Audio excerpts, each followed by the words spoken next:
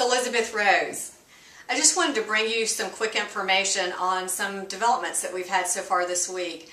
As you may have heard today, the Fed released their Beige Book, which is their anecdotal read on what's going on in the economy. And quite frankly, there was no surprises there.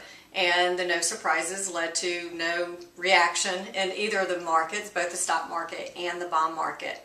Now, something that did get a reaction was yesterday. We saw that housing starts or building permits came out 7%, which was the best number that we've seen since June of 2008.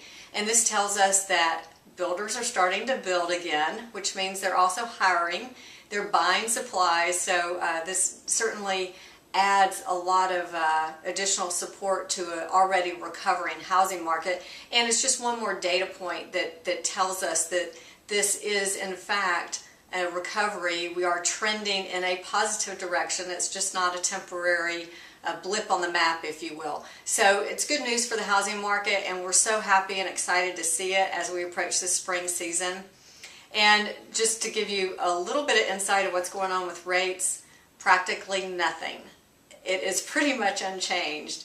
Rates are still remaining low, and as long as the Fed is in there buying mortgage-backed securities, with both handfuls, quite frankly, they're just both fists, they're buying.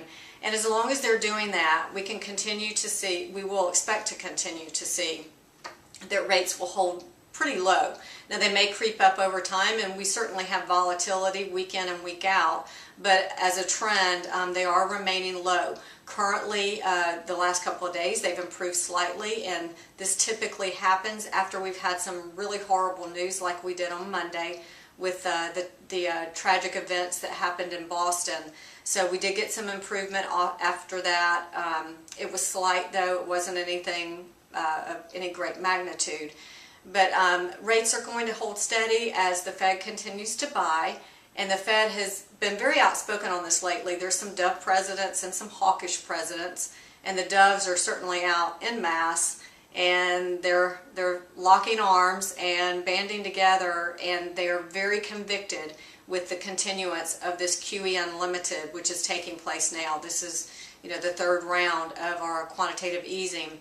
And even just today, Rosengren, who's one of the Fed presidents, came out and said that he is strongly supportive of this continued stimulus. So as long as that's in place, we're going to have low rates. Now, what happens when they pull out? That's another story for another day. But you'll have to stay in tune with me. I'll keep you posted.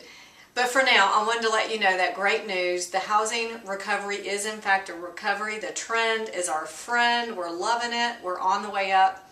And we're even seeing some good things from other parts of the country, not just here in Dallas, Texas.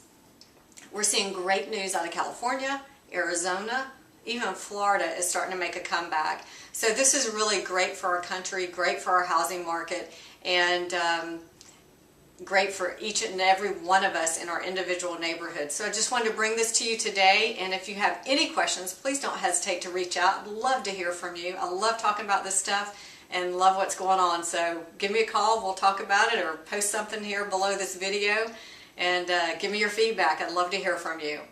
Until then, have a great day.